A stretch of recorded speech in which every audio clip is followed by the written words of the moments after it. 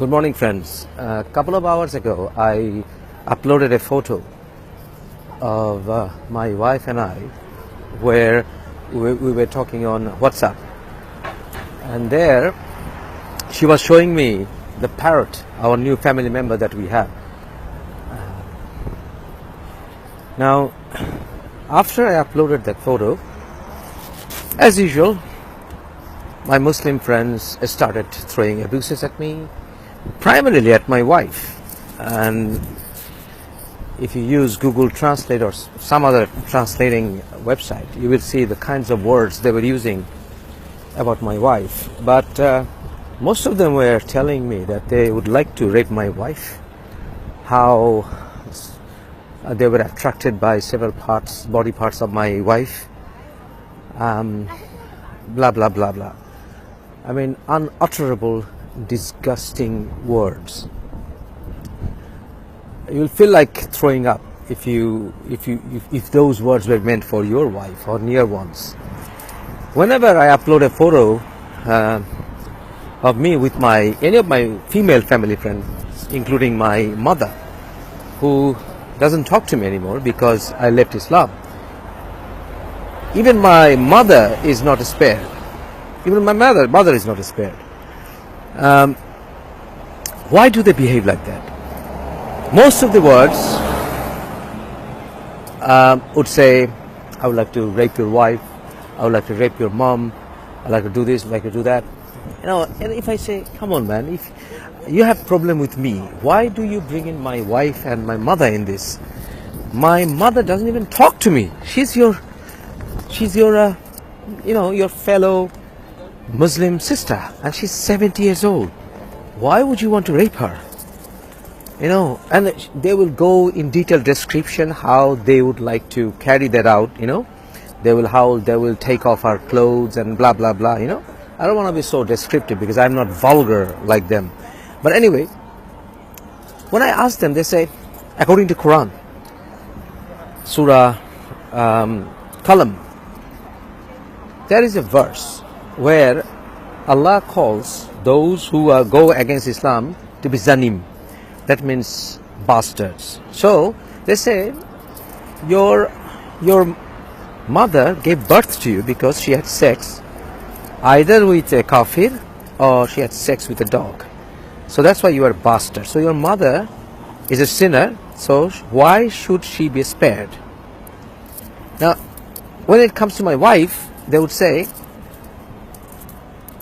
if a woman can have a relationship with someone like you, then she doesn't deserve any respect whatsoever. At a time when my wife never uttered a single word against Islam or any religion, she never talks online. So I tell my fellow devout fundamentalist Muslims, my friends, try to be human first. Look at the standard of humanity in the developed countries, and then you try to be the best of men. Try to be the best of men.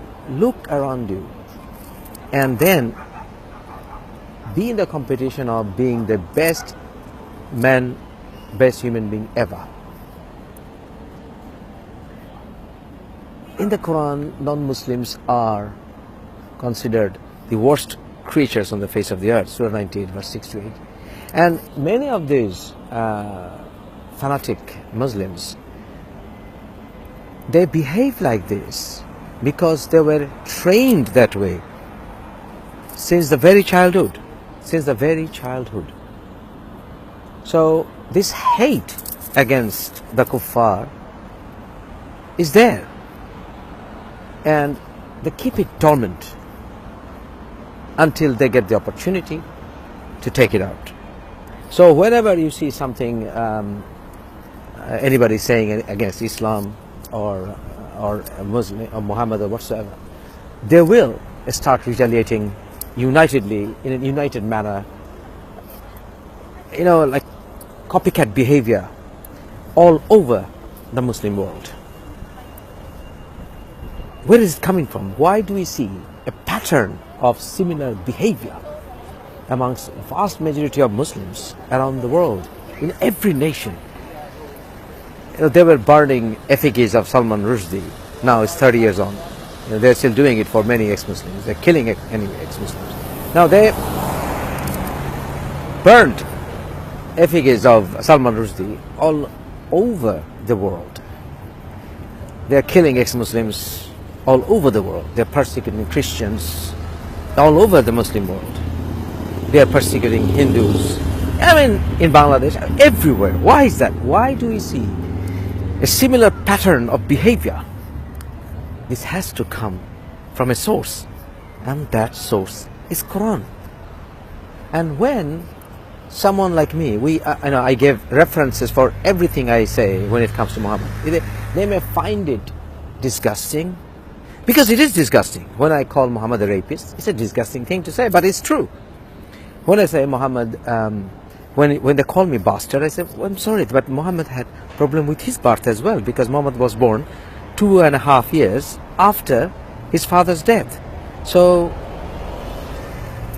when I give this argument and give references, they say, oh, how dare you insult our prophet? That's why you deserve to be called bastard. I said, come on, man. You're the one who started it, and I'm just retaliating with references. So when they behave in such a way, they unite in hate. And you see, this unity in hate cannot be just on the spark of the moment. This similar pattern of behavior. It has to come from a source. So these are beyond any debating option. It's beyond any debating option. So what is the way forward? Do we ban Islam? Well, if you are not courageous enough to call for banning Islam because it's its biggest cult, then at least stand by us so that we can keep on exposing this cult, because it's a cultish tribal behavior, because the tribal members stick together. Even during Muhammad's time, Muhammad never went against his own tribe. He forgave his tribe's member, his cult members, his family members, even when they committed atrocities even against his other family members, because, hey, end of the day, it's a tribe. Muhammad forgave his tribal members when he entered Mecca, but he ordered killing of even minor girls who sang against Muhammad. So the hallmark of a tribal fascist Arabic cult, savage cult, is everywhere. There's no humanity there, there's no reason there, there's no logic there, there is no time to even think and reflect in their actions. So dear Muslim friends, if you want to claim you are the best of humanity, then at least try to behave like normal human beings.